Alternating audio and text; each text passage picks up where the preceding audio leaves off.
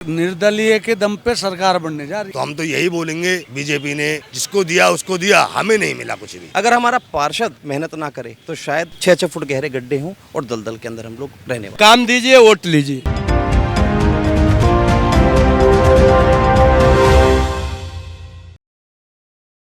नमस्कार, मेरा नाम तान्या अधिकारी है और आप भारत राजनीति देख रहे हैं। इस वक्त हम हरियाणा में हैं। हरियाणा में होने वाले हैं विधानसभा चुनाव। 5 अक्टूबर को यहाँ पर वोटिंग होनी है और 8 अक्टूबर को चुनाव के नतीजे भी आ जाएंगे। यहाँ पर जो इस बार लोगों के क्या मुद्दे रहने वाले हैं, किन मुद्दों पर इस बार यहाँ पर चुनाव होने वाले हैं, कौन से ऐसे सरकार है जिस पर यहाँ की जनता विश्वास जताएगी इस बार, और कौन से ऐसे मुद्दे हैं जिनका निदान यहाँ की जनता चाहती है, यानी कि सॉल्यूशन चाहती है, सब समझेंगे, जानेंगे, लोगों की राय लेंगे चुनाव को लेकर। इस वक्त मैं सराय के आसपास हूँ और यहाँ पर कई लोग मेरे आसपास मौजूद हैं। उनसे बातचीत करते हैं, जानते हैं। तो चलिए शुरू करते हैं। क्या नाम है भैया आपका? मेरा नाम सनोज कुमार। सनोज जी, ये बताइए कि हरियाणा में चुनाव होने वाले हैं, कैसा माहौल है यहाँ? यहाँ तो जी हमारे गांव से गिरिराज शर्मा जी खड़े हैं और इनको हम लोग सपोर्ट करते हैं क्योंकि ये कौन सी हमारे पार्टी से?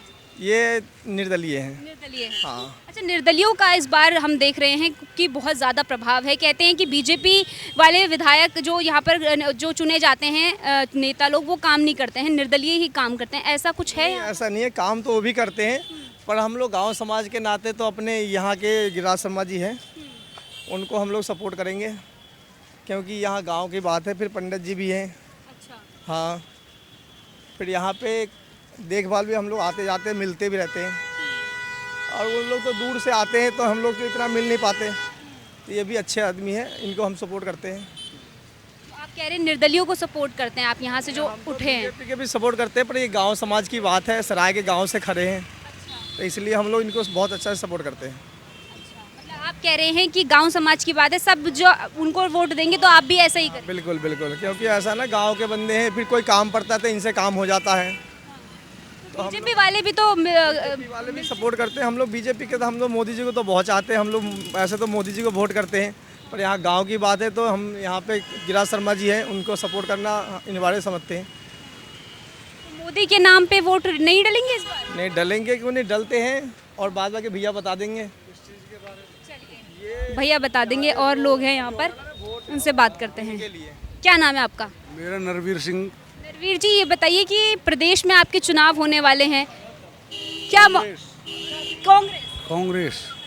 बाकी अब हमारे थोड़ा सा आ गया जी। हाँ, ललित नागर जी, हाँ जी। पहले हम कांग्रेस को देते थे, अब ये पूरा क्षेत्र ललित नागर को वोटिंग करेगा।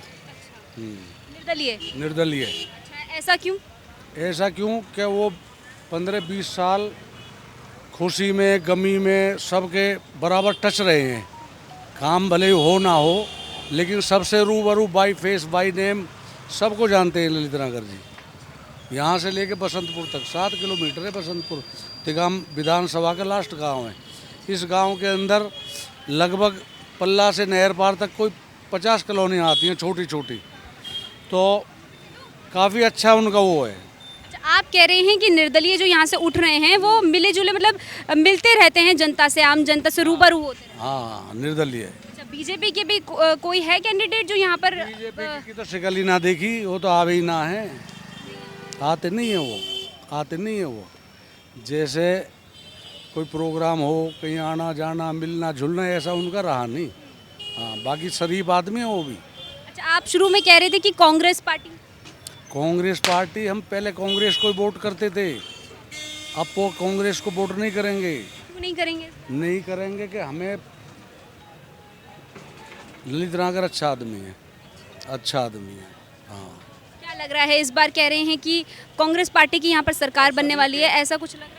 कहाँ पे? हरियाणा में? हाँ जी। सुनने में तो ऐसे ही आ रहा, सारे एग्जैक्ट पोल बता रहे हैं आपके कि हरियाणा में निर्दलीय के दम पे सरकार बनने जा रही है। भैया नाम बताएंगे? मैम, मेरा नाम है ललित शर्मा। ललित शर्मा। हाँ जी। ललित जी, ये बताइए कि हरियाणा में क्या पिछले 10 साल से क्या कुछ काम हुआ है? मैम, मुझे तो नहीं लग रहा। हमारे यहाँ तो हमारे बड़े भाई गिरिराज शर्मा जो हैं, फिलहाल वो खड़े हुए हैं, और काफ़ी साल 20 सालों से उन्होंने बीजेपी के साथ भी मेहनत करी, केसरपाल गुर्जर जी के भी साथ लगे, उनको भी जिताया, राजेश नागर को भी जिताया, लेकिन हमारी कॉलोनियों का कोई विकास नहीं हुआ, हमारे गांव का कोई विकास नहीं हुआ। तो हम तो यही बोलेंगे कि बीजेपी ने जिसको दिया उसको दिया, हमें नहीं मिला कुछ भी। हमारा कहने का तात्पर्य तो यही है कि बड़े भाई गिरिराज शर्मा को जिता के और जितना भी हो सके ना उनका सहयोग करें, क्योंकि उनको जीतने का मतलब है आप खुद जीतोगे।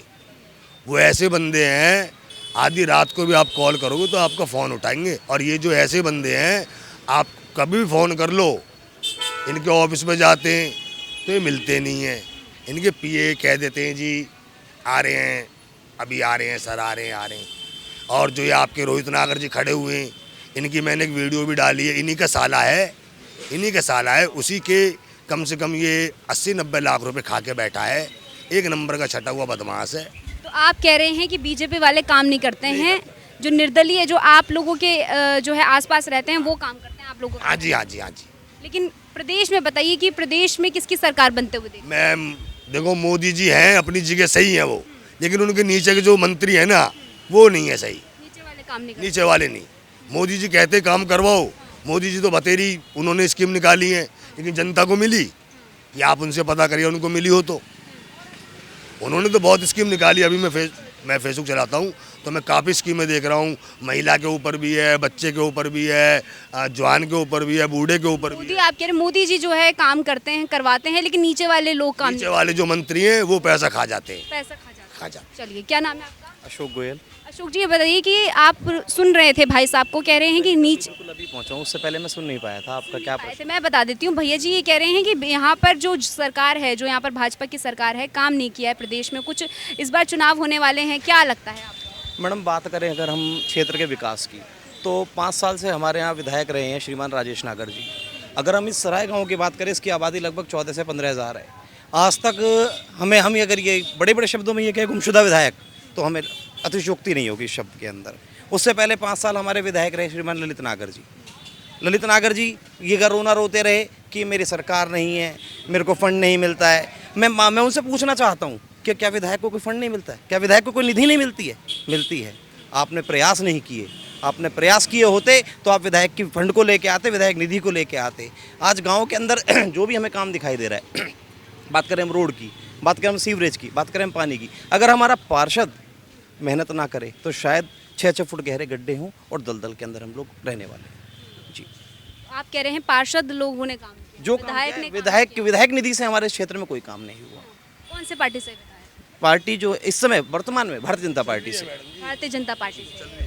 यहीं से भी विधायक वो भी है, वो भी विधायक है, भारतीय जनता पार्टी से विधायक है श्रीमान राजेश नागर जी। सब चीज़ यहीं का, मंत्री यहीं का, सब यहीं के ही है। तो ये बताइए कि क्या फिर इस बार जो चुनाव होंगे, कुछ काम के दम पर बीजेपी दोबारा आएगी, या फिर अभी जो है कांग्रेस? बात करें तो यहाँ से मात्र 1.5 किलोमीटर की दूरी पे दिल्ली है, और दिल्ली में आम आदमी पार्टी की सरकार है। अगर हम बात करें महिलाओं की बसों की यात्रा के लिए, तो एक आम आदमी पार्टी ऐसी है जो मैक्सिमम जनता है हमारे क्षेत्र में मैक्सिमम जनता जो है वो दिल्ली काम करने वाली है। वो रहते हरियाणा में हैं, काम वो दिल्ली करने जाते हैं। उनकी महिलाओं के लिए बसों में यात्रा फ्री है। बात करें हम स्वास्थ्य की, तो स्वास्थ्य को लेकर अगर हम अस्पतालों को देखें तो अस्पतालों की क्वालिटी दिल्ली को देखकर हरियाणा को देखकर दिल्ली की मच बेटर है। बात करें हम बिजली की, एक आम आदमी जिसका घर मात्र 50 गज का है, उसके घर में बिजली नहीं आती है, उसके घर में बिजली का बिल आ जाता है। 50 गज के मकान के अंदर रहने वाले व्यक्ति का बिजली का बिल 5,000 रुपये, जिसमें उसने कंजप्शन करी है मात्र 500 रुपये की। उस 5,000 रुपये के बिल को ठीक कराने के लिए 500 रुपये, 1,000 रुपये की उसको रिश्वत देनी पड़ती है, छुट्टी करनी पड़ती है, उसके बाद जाकर कहीं वो बात करते हैं विकास कार्य। कागज़ों में विकास है। अगर हम बात करें कागज़ों में विकास है, पार नहर पार कॉलोनियाँ हैं, उनमें 6-6 फुट गहरे गड्ढे हैं। बरसात पड़ जाए तो उन लोगों के घर से अपने कामों पे जाने के लिए, अपनी दुकानों पे जाने के लिए, अपने निजी कामों को निपटाने के लिए ये सोचना पड़ता है कि हमें निकले या ना निकले। आप नाम बताइए। राकेश तिवारी। राकेश जी, ये बताइए कि इतना अच्छा इन्होंने बोला भाई साहब ने, क्या सहमत है इनकी बात से? विकास हुआ? सहमत है, विकास नहीं हुआ। सारे गड्ढे, बरसात में बुरा हाल होता है। हमारी रिक्शा भीग जाती है, मोटर जल जाता है। हमें 3-3 दिन हमें छुट्टी करके बनवाना पड़ता है। कोई गाड़ी खींचने के लिए तैयार नहीं होता कि गड्ढे में कैसे जाए। मैं सूरदास कॉलोनी में रहता हूँ, तिरपत में सूरदास कॉलोनी में। हमारे यहाँ जाके आप स्थिति देखिए, बुरा हाल, इस समय भी बुरा हाल है। बुरा हाल है। 10 साल से भाजपा यहाँ पर है, कोई काम किया है कि नहीं? हमारे देखने में तो हमारे गली में कोई काम नहीं हुआ ना। क्या कहेंगे फिर, दोबारा आनी चाहिए सरकार को या फिर किसी और पार्टी हमें पर? सरकार से मतलब नहीं है, जो काम करता है हमें उस व्यक्ति से मतलब है। किससे उम्मीदें हैं, कौन सी पार्टी से? हम तो बीजेपी वाले हैं, हम तो बीजेपी वाले हैं, लेकिन बीजेपी ने काम नहीं किया क्योंकि है। हमें काम चाहिए। देखिए, काम चाहिए। हम तो भारतीय जनता पार्टी, काम चाहिए, काम दीजिए, वोट लीजिए, हमारा यही विनती है आपसे, यही कहना है। क्या नाम है आपका? मेरा नाम ओपी कालरा है, मैं आर्मी से रिटायरमेंट हूँ ना। आर्मी से रिटायर हैं आप। ये बताइए कि हरियाणा में लोगों के मुद्दे क्या हैं, चुनाव होने वाले हैं, किस मुद्दों पर इस बार यहाँ की जनता वोट? देखो जी, देखो ये है NIT है ना, यहाँ तो पूरा वो कांग्रेस का जोर है, यहाँ बीजेपी का है, और हम तो बीजेपी को देंगे क्योंकि मोदी ने ही सब कुछ, सारा देश उन्हीं से डरता है। ये मैं बता रहा हूँ, जो बाहर के हैं, चीन है, क्योंकि हम तो बॉर्डर पे रहे हैं, हमने तो खुद साक्षात हम रहे हैं बॉर्डरों पे। पर ये है कि सारा देश, जैसे चीन है, पाकिस्तान है, ये जितने भी बॉर्डर उससे डरते हैं। हमारे को तो पेट्रोल आलू से कुछ नहीं चाहिए, हमारे को ये चाहिए, सेफ्टी चाहिए हमारे को। सेफ्टी चाहिए। आप कह रहे हैं कि जो भारतीय जनता पार्टी है उसने जो है बहुत ऊपरी स्तर पे जो है भारत को बचा के रखा हुआ है, सेफ्टी पर्पस के लिए, सुरक्षा मैं तो वही पर्पस है कि जानता हूँ, क्योंकि मैंने 32 साल जॉब करी है वहाँ, और बॉर्डर पे ही करी है हमेशा। तमाम जो है अभी कांग्रेस पार्टी आरोप लगाती आई है कि चीन की सेना जो है वो भारत के अंदर काफ़ी अंदर, सर अरुणाचल प्रदेश। वो पार्टी थोड़ी जाती है वहाँ पर, हम तो साक्षात रहे हैं वहाँ पर। मेरा पूरी ज़िंदगी, मेरी भविष्य वहीं गुजरा है, हमारे को पता नहीं है सारा कुछ, हमारे को पता है। वो पार्टी है तो पार्टी के बच्चे कभी गए हैं वहाँ, उनके बच्चे कभी गए हैं, कभी सेना में भर्ती हुए, नहीं होंगे, हो ही नहीं सकते वो।